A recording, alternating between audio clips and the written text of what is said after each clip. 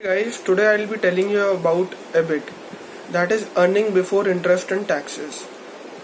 This is also called operating income, and it's a profitability measurement that calculates the operating profits of the company by subtracting cost of goods sold and operating expenses from the total revenues.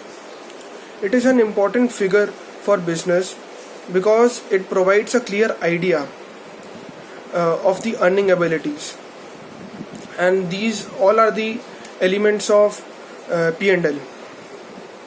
So I'll tell you in detail how to calculate EBIT in a layman language in a very easy way.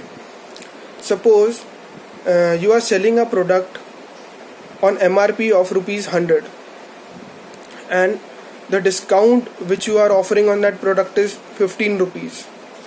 So the gross sales value will be 85 rupees. And we are giving 13% GST to the government on that. So 10 rupees we are paying to the government. So we'll be getting 75 rupees at net sales value.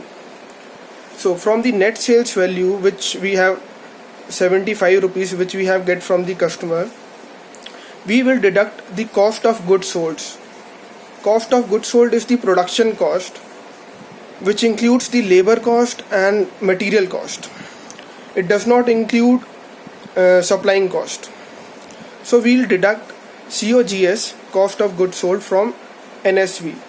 So suppose we'll take 30 rupees as cost of goods sold. So we'll deduct it from 75 rupees. That will come to 45 rupees. And from 45 rupees we will deduct the supply chain cost, that you can say 2 rupees. So that will come to 43 rupees again. So the gross margin or gross profit you will get is 43 rupees. From that gross margin you have to deduct your VM and marketing cost, your salaries, your rent cost, and the electricity and other utilities cost, CAM charges. These all are the operating expenses which you have to deduct from the gross margin or your gross profit, which is 43 rupees earlier, and after deducting we'll get the operating profit. That is the earning before interest and tax. That is the EBIT. Hope you all guys understood. Thank you.